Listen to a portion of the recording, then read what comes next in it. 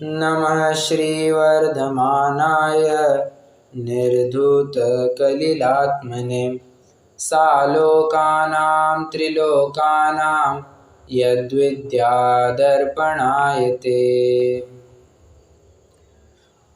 वैसे प्रकरण तो अपना दूसरा चल रहा है, परंतु कुछ प्रश्न के माध्यम से आगे बढ़ना चाहूँगा। प्रश्न टोटली विषय से अलग है, ये वर्तमान के विषय से कुछ लेना देना नहीं है, ठीक है। फिर भी आज क्या है, घर में सहज चर्चा चल पड़ी, तो ये चर्चा के अंतर्गत ये बिंदु आया, तो मैंने सोचा आपके साथ भी शेयर किया जाए। हम भोजन ग्रहण कर रहे हैं, एग्जाम्पल है, थोड़ा सा कर्णानियों का टॉपिक है, आप ध्यान से सुनना। मैं फिर से कह रहा हूँ, वर्तमान के प्रकरण से कुछ भी संबंध नहीं है, एक सहज में जनरल इंफॉर्मेशन का क्वेश्चन है। हम भोजन ग्रहण कर रहे हैं, उसी समय में कर्मण वर्गणा और नोकर्म वर्गणा भी ग्रहण कर रहे हैं। प्रश्न है, इनमें कौन सा अभाव पाया जाता है?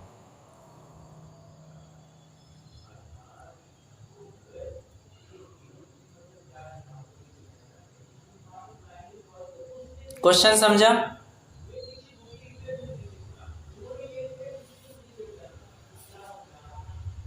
अरे रिस्पॉन्ड तो कीजिए।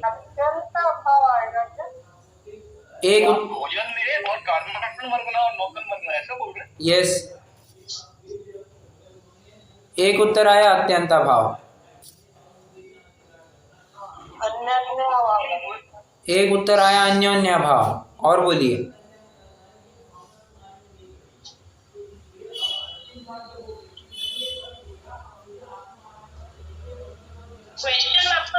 बोलिए ना भैया जी एक बार। प्रश्न ये है कि हम भोजन ग्रहण कर रहे हैं, ठीक है, साथ ही साथ उसी समय में कर्मण वर्गणा और नोकर्म वर्गणा भी ग्रहण कर रहे हैं। इनमें आपस में कौन सा अभाव है?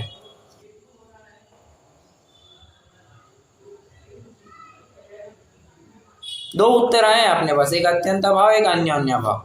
और किसी का कोई उत्तर?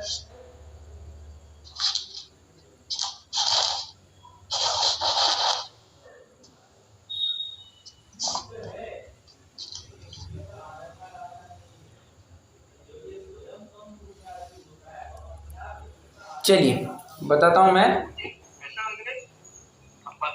नहीं बोलिए ना, बोलिए आपका भी। मुझे तो ऐसा लग रहा है वो तीनों ही पुद्गल हुए ना। हाँ, तीनों ही भोजन प्लस कर्मण वर्गना नौकर्म वर्गना ये सब तो पुद्गल ही हुए बराबर। तो इनमें अन्योन्य और अत्यंत अभाव कैसे लगेगा? My concern is this. एक परमाणु का दूसरे परमाणु में अत्यंत अभाव है ऐसा। ओके, ठीक है, मतलब लगभग। अच्छा डॉक्टर साहब, आपका कहना है कि प्राग अभाव प्रध्वंस अभाव होना चाहिए, बराबर? ये नहीं कह रहा हूं, अन्योन्य अभाव अत्यंत अभाव नहीं होना चाहिए, ऐसा कह रहे हैं?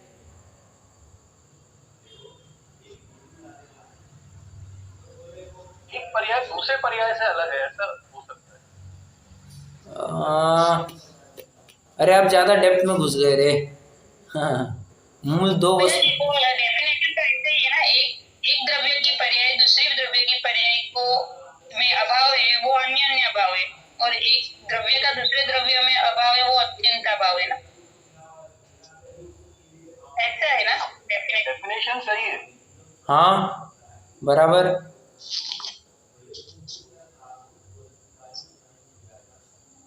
अच्छा चलिए मैं ही बताता हूँ। देखिए उत्तर है अन्योन्य भाव। कुमकुम जी आपने बराबर उत्तर दिया था। अन्योन्य भाव क्यों? वर्तमान कालीन, ध्यान से सुनना, वर्तमान कालीन दो उद्गल द्रव्यों में आपस में जो अभाव पाया जाता है उसे अन्योन्य भाव कहते हैं। ध्यान रखना, दो उद्गल वस्तुएं सामने आई, उनमें अन्योन्य भाव लगेगा, ठीक है। अत्यंत अभाव दो अलग अलग द्रव्यों में लगता है। यहाँ पर दो अलग अलग द्रव्य थोड़ी ना है, कर्मण वर्गणा नोकर्म वर्गणा, या अन्योन्य भाव लगेगा, ठीक है। वर्तमान कालीन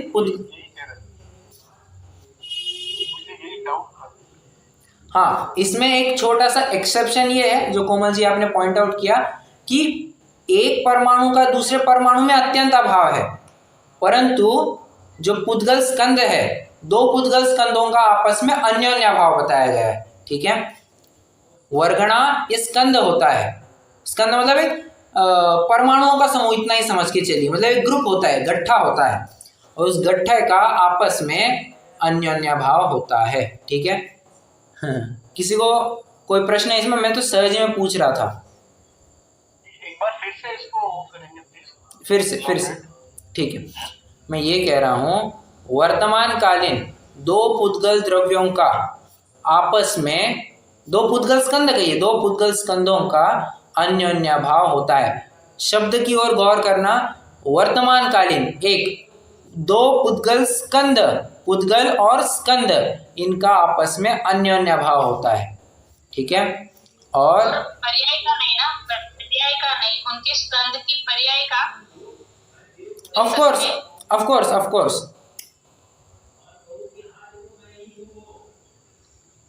पर्याय इज इम्पोर्टेंट। दो वर्तमानकालीन है तो पर्याय ही होगी ना, है ना भैया जी? क्या? हाँ, वर्तमान कालीन का मतलब पर्याय की बात हुई। पर्याय तो एक ही समय की बात, वो वर्तमान कालीन पर्याय की बात है।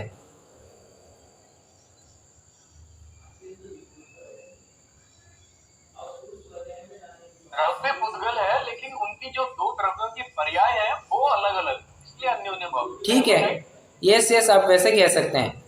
और पर वो दो पर्याय कौन सी? वर्तमान कालीन। ना, दोनों सेम टाइम पर खड़े होने चाहिए, ऐसा नहीं कि कोई आगे पीछे होगा, सेम टाइम पर।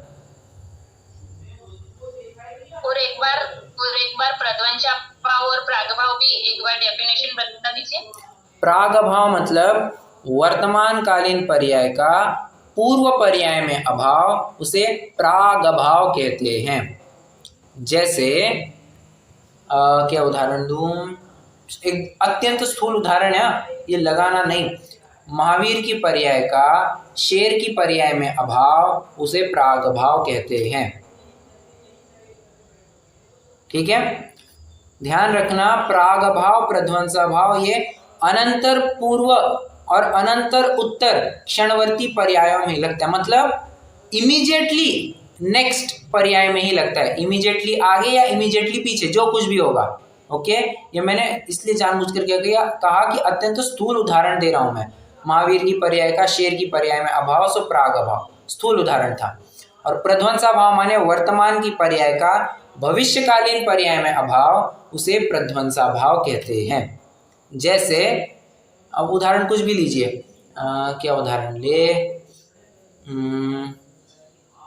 हाँ, ये सर 99 डिग्री वाला, हाँ और 100 डिग्री वाला। वैसे बहुत अच्छा। 99वीं पर्याय का 100वीं पर्याय में अभाव, सो प्रध्वंसाभाव। ठीक है, अब ऐसे भी ले सकते हैं, 12वें गुणस्थान का 13वें गुणस्थान में कौन सा अभाव?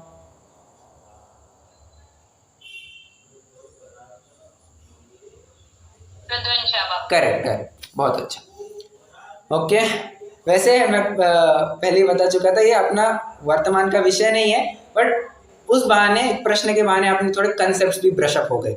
चलिए, और अत्यंत अभाव तो अपन जानते ही है, एक द्रव्य का दूसरे द्रव्य में, और ये अभाव है ना, ये त्रिकालवर्ती अभाव है। क्या कहा? इसमें पर्याय कुछ नहीं, ये तो त्रिकालवर्ती अभाव है, मतलब एक द्रव्य दूसरे द्रव्य रूप हो ही नहीं सकता। कब? अगले समय में, पिछले समय में हो सकता होगा ना? नहीं, तीन काल में ऐसा संभव नहीं है। जैसे जीव पुद्गल रूप नहीं हो सकता। प्रश्न है मेरा, आगे पीछे हो सकता है क्या? नहीं, ना भूत, ना वर्तमान, ना भविष्य। प्रागभाव क्या था? भूतकाल संबंधी। अन्योन्य भाव क्या था? पुद्गल में वर्तमान संबंधी। और प्रध्वंसा भाव क्या था? भविष्य संबंधी। अत्यंता भाव कोई काल विशेष नहीं है, अत्यंता भाव तो त्रिकालवर्ती पाया जाता है, काल से अबाधित होता है। ठीक है, जैसे अपन कई सारे उदाहरण लिया अभी, जीव का पुद्गल में अभाव, धर्म द्रव्य का अधर्म द्रव्य में अभाव, अरे एक परमाणु का दूसरे परमाणु में अभाव, अरे एक जीव द्रव्य का दूसरे जीव द्रव्य में अभाव, मतलब मेरे जीव का आपके जीव में कौन सा अभाव? अत्यंत अभाव, क्योंकि मेरा जीव आपके जीव रूप नहीं हो सकता। ठीक है, सिंपल सी बात है। चलिए, ये अपने अच्छा एक प्रश्न और पूछना था मुझे।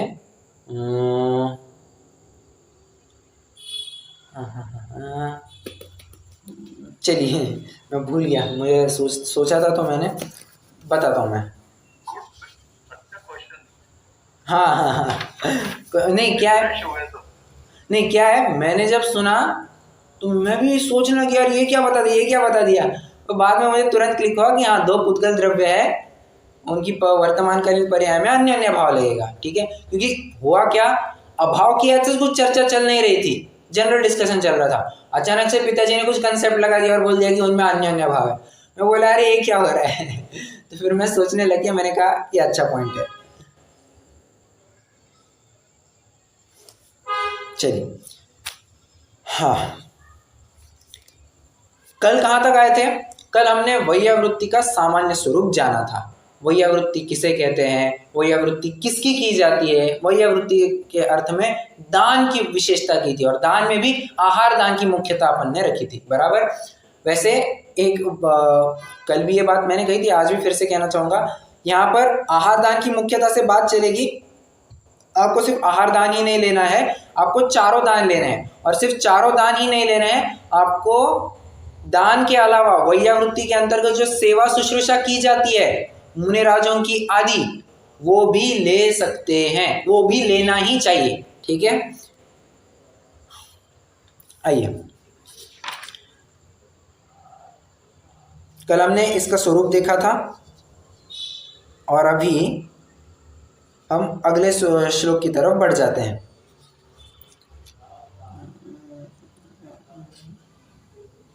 ठीक है, वैसे एक बात और दान क्यों करना चाहिए, इसके ऊपर थोड़े से 10-15 मिनट चर्चा करेंगे। दान क्यों करना चाहिए, कुछ कारण बताएंगे। वैसे बहुत सारे कारण हैं, मैं कुछ कारण पूछ रहा हूँ आपसे। वही कल देखा था ना कि लोक कषाय कम होती है। बहुत अच्छा, लोक कषाय, आपको जितने भी पॉइंट्स याद आ रहे हैं आप बताइए, कल पढ़े हैं नहीं पढ़े हैं आप बताइए। एक और हो सके तो आप लिख भी सकते हैं। दान क्यों देना, तो सूत्र में तो बराबर आया था, अनुग्रहार्थम स्वस्याति सर्गो दानम, स्व तथा पर के उपकार के लिए अपनी वस्तु का त्याग, उसे दान कहते हैं। बराबर। अब इसमें कुछ, अब थोड़ा इलैबोरेट कीजिए। वही लोक कषाय के साथ में दूसरे सब कषाय भी ले लें। करेक्ट, मतलब चारों कषायों का कषाय में मंदता पाई जाती है। बहुत अच्छा। एक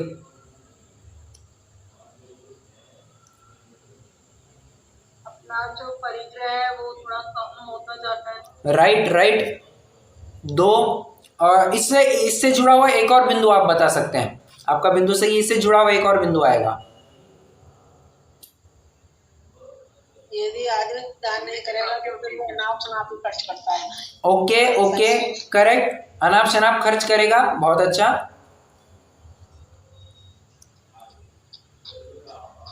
अनाप शनाप मतलब कैसे, मर्सिडीज की गाड़ी ले ली और प्राइवेट जेट ले लिया और न जाने क्या क्या, लेदर के शूज ले लिए, लेदर का बेल्ट ले लिया।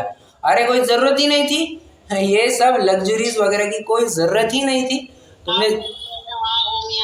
हाँ बराबर, बिना मतलब का पैसा खर्च करना, इसे डेफिनेटली अनाप शनाप खर्च में चला जाएगा, और अनाप शनाप खर्च के ऊपर रोक लानी है तो डेफिनेटली दान देना होगा। और बोलिए, कितने पॉइंट हुए? 4 पॉइंट हुए क्या?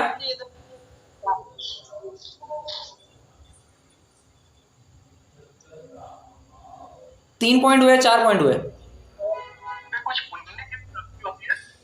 एक मिनट, पहले तो ये बताइए, 3 पॉइंट हुए या 4 पॉइंट हुए?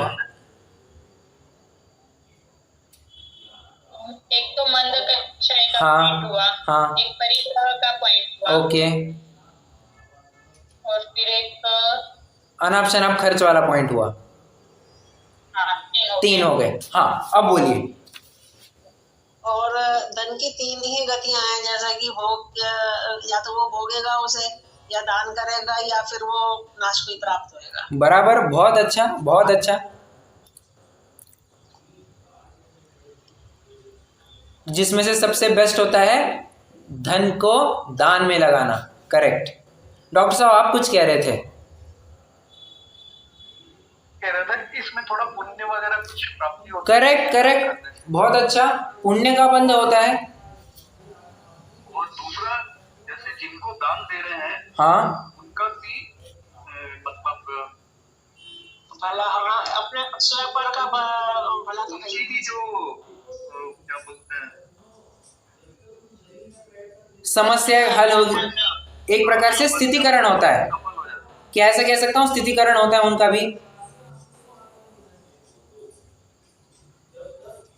हाँ, अपने में भी विनम्रता बढ़ती है। करेक्ट करेक्ट, अपनी भी नम्रता बढ़ती है। और बोलिए। सही पॉइंट है।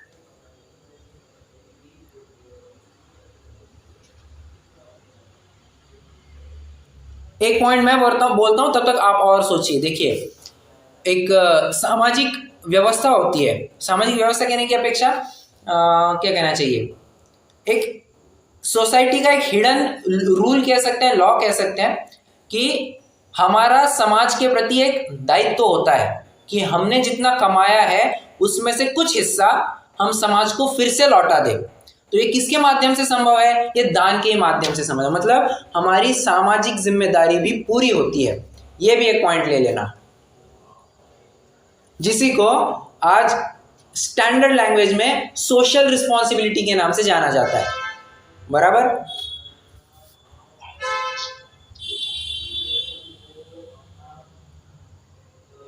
और बोलिए, और सोचिए।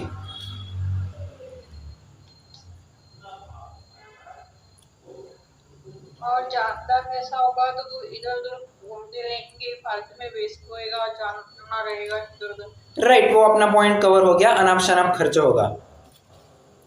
और अगर दान नहीं देंगे, संग्रह करते रहेंगे तो उसको संभालने का टेंशन, आकुलता, वो अलग। बहुत अच्छा, बहुत अच्छा। उस संबंधी विकल्प बहुत बढ़ेंगे और विकल्प ये आकुलता का कारण है। बहुत अच्छा।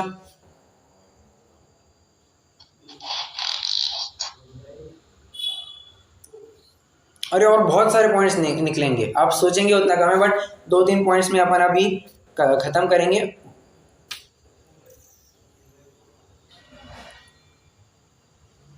और दान देकर हम अपना अगला भाव के लिए भी ऐसा अच्छा कर सकते। Right right. के पास जैसे कि आजकल ये संस्थाएं खोल दी हैं। अभी आज ही मेरे पर एक मैसेज आया कि अब फिजियोथेरेपी डॉक्टर बनाने के लिए एक कॉलेज खोला गया। अच्छा। उसमें सिर्फ 1 रुपया फीस ली जाएगी। हाँ। और 4.5 साल का कोर्स है। अच्छा। और उसमें आपसे कुछ नहीं लिया जाएगा, खाना पीना रहना सब मिलेगा आपको। हाँ। और जब आप कमाने लग जाएंगे तब आप छोटी से छोटी किस्त देकर वो पैसा चुका सकते हैं, लेकिन माँ बाप से आप उसका पैसा नहीं चुकाएंगे लेकर। बराबर। तो इससे उन बच्चों को जो अपना जिनके सपने हैं डॉक्टर बनने के, तो उनके भी पूरे किए। आप लौकिक शिक्षा की अपेक्षा बात कर रहे हैं, वैसा भी ले सकते हैं। उनको यथायोग्य शिक्षा अर्जन करने के लिए सुविधा मिल सकती है। राइट, वो भी संभव है। दान तो हर चीज का ही होगा ना। और बोलता हूं मैं, दान आप देंगे, मान के चलिए आप शास्त्र छपाई के लिए दान देंगे, जिनवानी के लिए दान देंगे, होगा क्या? जिनवानी ज्यादा मात्रा में छपेगी, लोगों घर घर में जिनवानी जाएगी तो धर्म का प्रचार प्रसार होगा। ये भी एक बिंदु ले सकते हैं। मतलब धर्म की प्रभावना दान के माध्यम से होती है।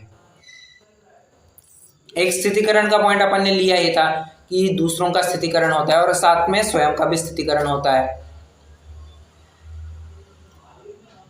और कोमल जी, आपने एक पॉइंट कहा था ना कि अपना अगला भाव भी सुधरता है। इसके लिए ना एक आत्मन जी, रविंद्र जी की एक लाइन है, क्या कौन सी, वो चेतो चेतो आराधना में अगर आपने वो क्या कहना चाहिए स्तुति अगर आपने पढ़ी होगी, बहुत अच्छी स्तुति है, मतलब शांत रस की है। तो उसको अगर आप पढ़ेंगे ना, उसमें एक लाइन आती है, क्या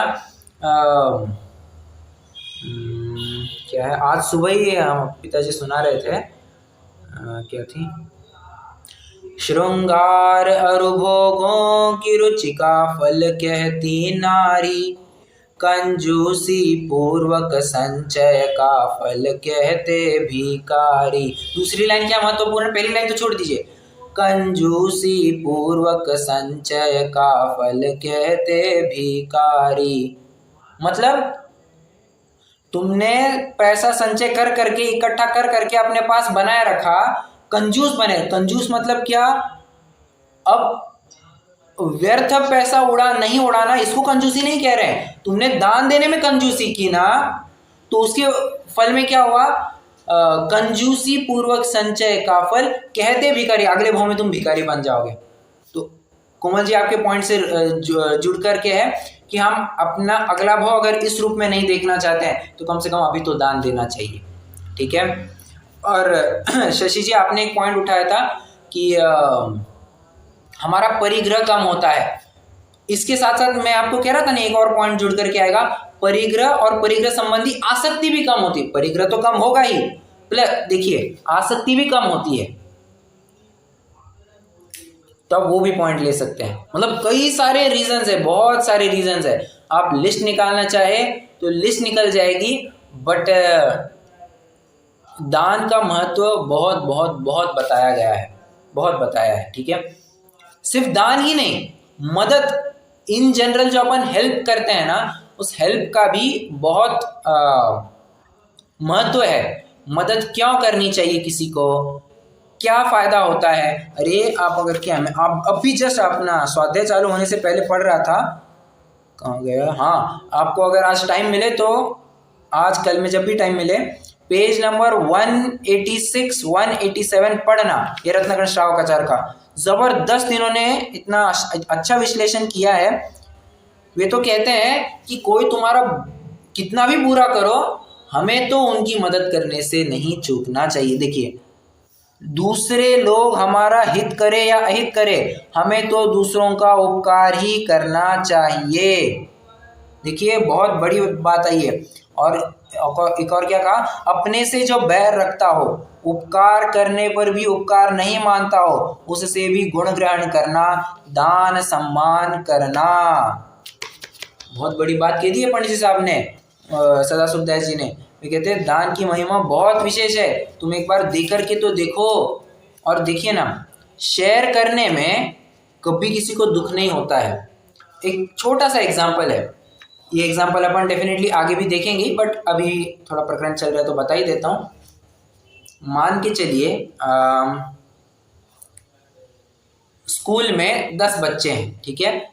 अब 10 बच्चे, एक क्लास में 10 बच्चे हैं, तो एक बच्चा अपना टिफिन भूल गया। ये एग्जाम्पल मैं दे चुका हूँ, फिर भी दे रहा हूँ। एक बच्चा अपना टिफिन भूल गया और जोर जोर से रोने लगा, मम्मी टिफिन देना भूल गई, या मैं टिफिन लाना भूल गया, मुझे भूख लगी है, मुझे भूख लगी है, ऐसा रोने लग गया वो बेचारा। तो उसके रोने को देख करके बाकी 9 बच्चे क्या करेंगे, जनरल टेंडेंसी क्या होगी,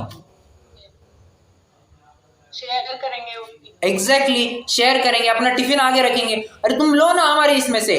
और एक छोटा सा क्वेश्चन है, हर एक डिब्बे में से वो 2-2 कौर खाएगा, किसी को कम पड़ेगा? 2 कौर से कम पड़ेगा किसी को? नहीं यार, आज तुम्हें 2 कौर कम खाने को मिला, ऐसा होगा? कोई बोलेगा कभी? नहीं बोलेगा। अरे इनफैक्ट जब हम किसी को इस प्रकार से मदद करते हैं, सहायता करते हैं, हम तो कहते हैं भाई तुम पूरा ले लो। वो क्या होता है, भावनाएं हमारी इतनी उज्जवल होती है उस समय में कि हमें फिर भूख भी नहीं लगाती है, तो भोजन ही नहीं जाता है हमें। ऐसा आपने कई बार नोटिस किया, हमारा मन बहुत अच्छा होता है, मतलब प्रसन्न होता है, तो हमें भूख वगैरह कुछ नहीं लगती है। तो ऐसी स्थिति होती है, मतलब हम शेयर करते हैं ना, शेयर करने से एक अलग प्रकार का आनंद मिलता है जो ऐसे वचनातीत है। अपन वचनातीत तो क्या कहे, खैर उसको एक्सप्लेन करना, एक्सप्रेस करना संभव नहीं, उसको तो अनुभव करके ही पाया जा सकता है। अब ये लोक व्यवहार की बात चल रही है, इन प्रॉपर लोक व्यवहार की बात चल रही है, चरणानियों की बात चल रही है। इसको जबरदस्ती अध्यात्म यहाँ बीच में नहीं लाना है, ठीक है। अध्यात्म तो कहेगा कि कोई किसी को दे सकता नहीं, कोई किसी से ले, किसी से कुछ नहीं लेना, किसी को कुछ नहीं देना, तुम अपने में स्वयं पूर्ण हो, ऐसी बात कहेगा, परंतु नहीं, सामाजिक व्यवस्था ये होती है कि किसी के पास कम होती है, किसी के पास ज़्यादा होती है सामग्री, तो जिसके पास ज़्यादा होती है वो मदद के रूप में कम वाले को दे देता है। As simple as that.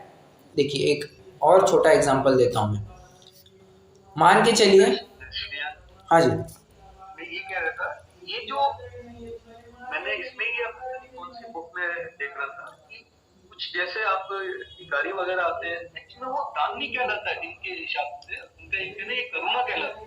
Exactly वो करो ना, मैं वही कह रहा हूँ। आज से अगर दान भी नहीं कहे ना, आप मदद के रूप की, मदद का भी स्वरूप अगर समझेंगे तो उसका पेटा बहुत बड़ा है, और मदद करने की बात हम थोड़ी अभी कर रहे हैं। पर वो आजकल कहते हैं भिखारियों को दो तो ड्रिंक भी करते हैं, कुछ पता नहीं चलता है। हाँ अच्छा, अब इसके ऊपर भी अपन थोड़ी चर्चा करेंगे। इस प्रकरण तो आएगा जब अपन पात्र के गुण देखेंगे ना, पात्र की कितने गुणों से युक्त होना चाहिए, पात्र दातार की विशेष गुण, पात्र के गुण भी है शायद, एक मिनट। हाँ अच्छा, पात्र के गुण, हाँ आएगा, सॉरी आएगा, उत्तम मध्यम में आएगा। नहीं वो तो बात है, मैं तो ये देख रहा था यहाँ पर दातार के तो गुण दिए हैं, पात्र के गुण नहीं दिए हैं। तो पात्र के गुण में कहाँ पर है? 118 का श्लोक देखिए जरा, देखिए नहीं, वो तो है उनका ही दृष्टांत है। हाँ वो दृष्टांत है, ठीक है, बट कहीं मेरे पढ़ने में मुझे एग्जैक्टली याद नहीं आ रहा है कि पर दिया है कि पात्र के कौन कौन से गुण होने चाहिए, तो अपन उसमें चर्चा करेंगे। पात्र को किस प्रकार का दान देना चाहिए, पात्र मतलब कोई भी पात्र हो, फिलहाल के लिए अपन उतनी बात कर रहे हैं, कोई भी पात्र हो उसको किस प्रकार का दान देना चाहिए, इसकी भी बात अपन आगे करेंगे। 1-2 श्लोक के बाद ये प्रकरण आने वाला है। सत्पात्र दान क्या, किसे कहते हैं, उसकी बात आगे आई, ठीक है।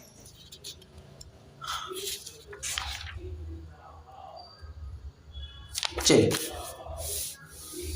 हाँ मैं एक प्रश्न पूछने वाला था आपको, ये अपना टॉपिक हो गया, एक थोड़ा नया टॉपिक, छोटा सा टॉपिक है, दान देना ये कौन से कर्म के निमित्त से होता है?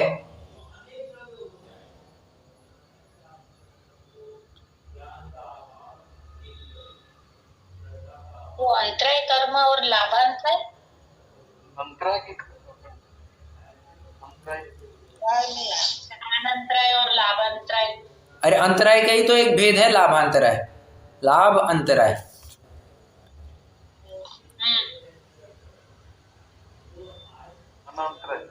कौन सा? अंतराय होना मतलब आप दान नहीं दे पा रहे, ये कहना चाह रहे। अरे बट कौन सा अंतराय है? एक तो लाभ अंतराय है और एक दान अंतराय है।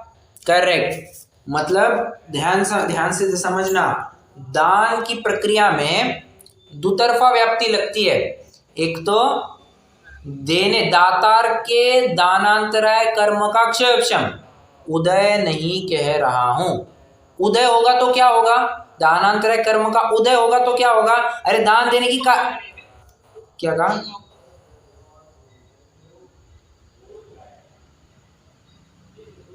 एक मिनट कंप्लीट करने दीजिए मुझे।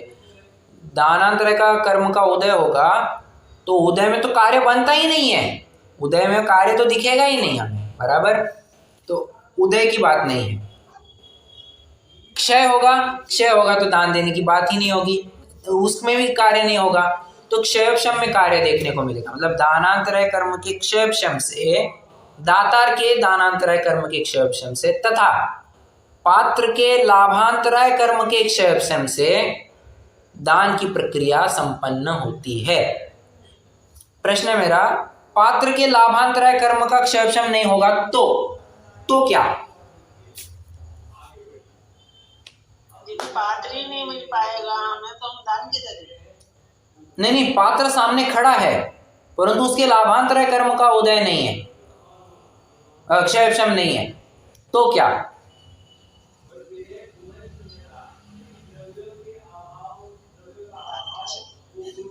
क्या क्या?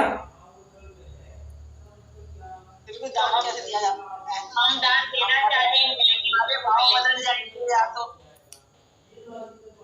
बराबर, हम दान देना तो चाहेंगे बट उसकी उतनी योग्यता ही नहीं होगी उस समय में कि वो दान को ग्रहण कर पाएगा, संभव नहीं है।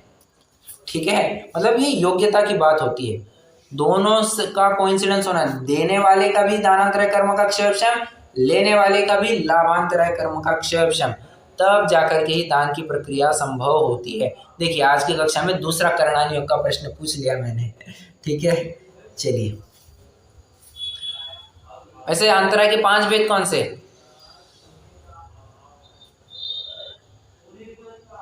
दान, लाभ, भोग और वीर्य। करेक्ट। और दानांतरय कर्म के अभाव में क्या प्रकट होता है? क्षयिक दान। ओके, क्षयिक दान को आप थोड़ा सा एक्सप्लेन कर, मतलब उसका इफेक्ट हमें कैसे देखने को मिलता है, क्षयिक दान का स्वरूप कैसे देखने को मिलता है, और उसका कार्य किस रूप से देखने को मिलता है? अब ये बता पाएंगे? नहीं बता तो भी कोई दिक्कत नहीं है, बता सकते हैं क्या? मतलब जब केवल ज्ञान प्रकट होता है तब होता है शायद। हाँ हाँ, आप अनंत दान कह लीजिए। वो केवल ध्वनि छिड़ेगी ना तो फिर वो ज्ञान दान करेंगे ना वो उसमें। करेक्ट करेक्ट, ध्वनि खिरेगी तो ज्ञान दान होगा। पूजन की लाइन बोलिए जयमाला की, जग तुम सा दानी क्या कोई हो, बात को पूरा कीजिए। जग को दे दी जग की निधि। करेक्ट, जग को दे दी जग की निधियां, मतलब अपनी निधि तो अपने में है, बाह्य वस्तु में व्यर्थ प्रयास, ये जो सीख हमें मिलती है ये हमें भगवान देते हैं। तुम्हारी निधि तुम्हारे पास ही है, ये ज्ञान देना, और ज्ञान का दान कोई कम दान नहीं है, ज्ञान का दान बहुत बड़ा दान है, बहुत बहुत बड़ा दान है, आहार से भी बड़ा दान ज्ञान दान बताया गया है। इसकी चर्चा आप थोड़ी आगे करेंगे, अभी पहले अपन एक श्लोक पढ़ते हैं। ठीक है, आइए 112 नंबर का श्लोक है। वैयावृत्ति और किस किस प्रकार से हो सकती है? आपने ये तो बता दिया कि दान के रूप में होगी, और किस रूप से? तो कहते सुनो, व्यापत्ति व्यपनोद पदयो संवाहनम च गुण रागात् वैयावृत्यम यावानुपग्रहोऽन्योऽपि संयमिनाम्। क्या कहा? व्यापत्ति व्यपनोद पदयो संवाहनम च गुण रागात्। पदयो, पदयो माने क्या? पद पद पद माने क्या? नीचे अर्थ नहीं पढ़ना, पद माने क्या? अच्छा, पाद माने क्या? संस्कृत शब्द है ना, वो ये नहीं समझना नीचे से निकलने वाली पाद, वो अर्थ नहीं लेना। चरण ना, चरण। करेक्ट करेक्ट, चरण चरण। तो कहते हैं संवाहनम, संवाहनम माने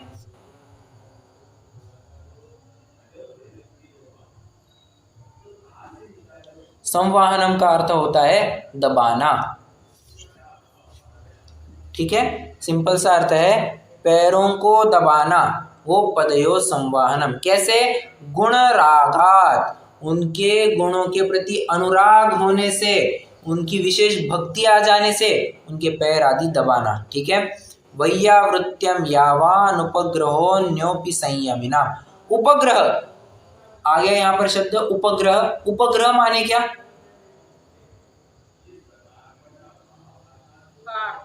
करेक्ट, उपग्रह मतलब होता है उपकार। ये शब्द हमने कहीं और जगह पे पढ़ा है क्या? General question.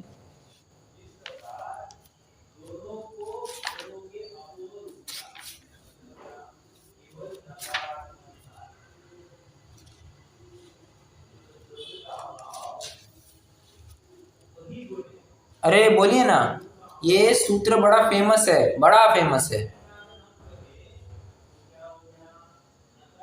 अनुग्रह से संबंधित तो नहीं है एक दूसरे को? उपग्रह, उपग्रह यह शब्द कहाँ पढ़ने को मिला? वैसे अनुग्रह और उपग्रह एक अर्थवाची है एक प्रकार से। उपग्रह यह शब्द प्रयोग कहाँ लाया है?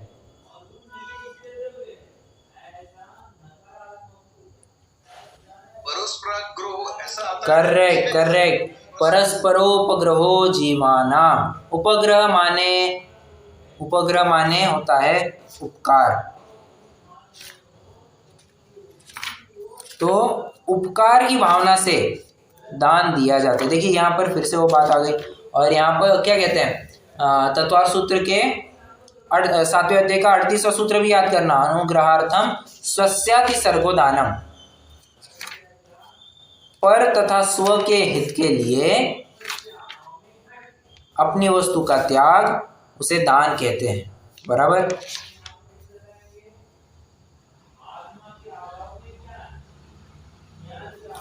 संयमी नाम, किन किन के पैर दबाना, मतलब सेवा शुश्रूषा किन किन। अच्छा एक बात और, यहाँ पर पदयो लिखा है, मतलब सिर्फ पैरों को दबाना।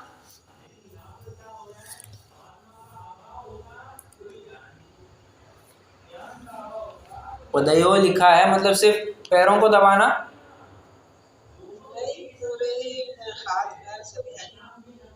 बराबर, सब कुछ आ जाएगा। इसको एक, अब मुझे भी याद नहीं आ रहा है, एक फिगर ऑफ स्पीच होता है, a part for a whole and whole as a part. मतलब a part, this is a word representing the whole body. यहाँ लिखा पैर है बट पूरा शरीर समझ लेना, ठीक है। ऐसा नहीं समझना कि यहाँ आचार्य देव ने सिर्फ पैर दबाने को कहा है, हाथ दबाने को कहा नहीं। अरे भले आदमी उनके हाथ में दर्द हो रहा है तो हाथ की मसाज करके देनी चाहिए ना। किनकी, तुम किनकी बात कर रहे हो? कहते हैं संयमी नाम। माने संयमी नाम माने कौन कौन संयमी होते हैं? मुनिराज होते हैं और अनुप्रस्थित होते हैं। श्रावक। करेक्ट करेक्ट, जो पंचम गुण स्थानवर्ती होते हैं, जो श्रावक होते हैं, वे मध्यम संयमी कहला सकते हैं। ठीक है, मध्यम पात्र भी कहे तो भी कोई दिक्कत नहीं है। तो पांचवा छठा ऐसा बोल सकते क्या क्या, हाँ बोल सकते हैं, बट उसमें भी सातों गुण स्थान आप नहीं ले पाएंगे। क्यों? वहां पर आदान प्रदान की कोई प्रक्रिया ही नहीं होती है। आपको चौथा पांचवा छठा ही इतना ही लेना हो, सातवां नहीं जाएगा। ओके, मतलब देशव्रति और सकलव्रति दोनों की सेवा शुश्रूषा करना। अब एक प्रश्न ये जरूर उपस्थित होता है। प्रश्न ऐसा है कि यहाँ पर तो लिखा है कि देशव्रति और सकलव्रति धारक संयमी जनों की पैरों का उपलक्षण से हस्ताधिक अंगों का वैयावृत्ति करना, उनको दबाना, ये वैयावृत्ति में आएगा। ठीक है, प्रश्न ऐसा है, श्रावक मुनि को हाथ कैसे लगाएगा? सोचना और विचार करके ही उत्तर देना। बताइए। ऐसे तो मुनिराज ऐसे हाथ नहीं लगाने देंगे। किसके लिए? कभी शरीर की अवस्था ऐसी हुई तो श्रावक कर देगा।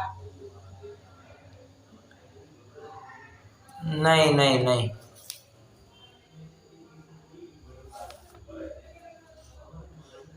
अरे अपन छेड़ाला में एक बात देख करके आए थे, क्या मुनिराज को श्रावक ने छुआ हुआ भी नहीं चलता है। श्रावक स्पर्श करे उनको बर्दाश्त नहीं है। अपने से हीन जाति का व्यक्ति अपनी बराबरी से आकर के बात करे, उनको स्वीकृत थोड़ी ना है। ठीक है, छोटे महाराज बड़े महाराज क्या क्या, जैसा महाराज आपस में कर लेते हैं ना सुश्रूषा। हाँ करेक्ट।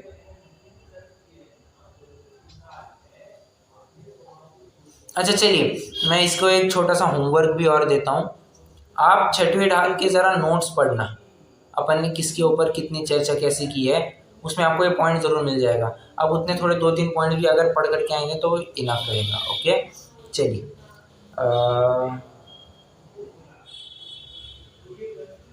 ठीक है।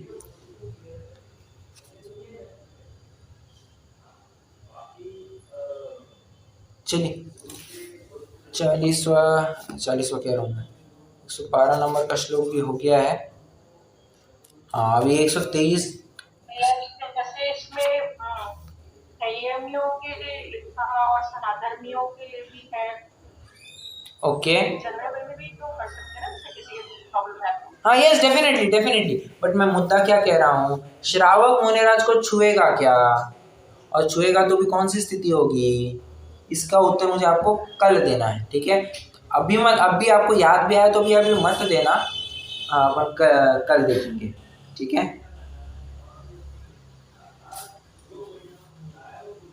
चलिए काफ़ी हो गया आज के लिए।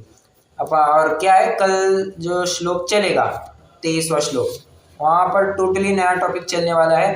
नवदा भक्ति की क्या प्रक्रिया होती है पूरी एक्सप्लेन की जाएगी, और दाता के 7 गुण की भी चर्चा यहाँ से आने वाली है। तो कल की कक्षा में तो ज़रूर आना है। ठीक है, अभी रुकते हैं। जिनवाणी स्तुति।